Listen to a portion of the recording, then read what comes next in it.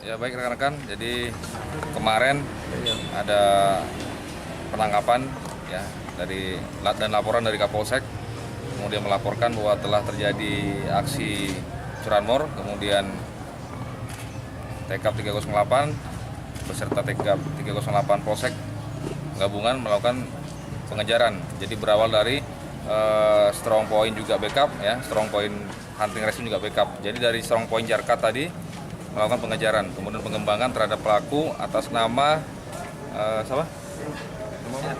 atas nama si R ini ya, atas nama R ini melakukan kurang lebih 10 kali ya, dari pengembangan 10 kali di TKP, diantaranya di Soekarno-Hatta, kemudian daerah Sukarame ya, dan daerah Panjang.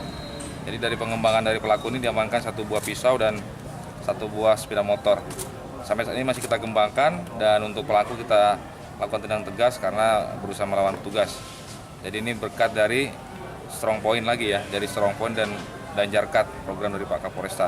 Kemudian Pak Kapolsek menghubungi saya, kemudian langsung kita melakukan pengejaran bersama-sama. Mendapatlah pelaku ini. Awalnya kalau sama berdua sama kawan Pak, sama kawan, motornya dipepet, kuncinya diambil Pak. Oh, senpi nggak? Enggak Pak, Jadi begitu Kawannya siapa Pak? bawa senjata aja Pak, Dani namanya Pak, Buat cerita apa tuh? senjatanya apa? pisau Pak.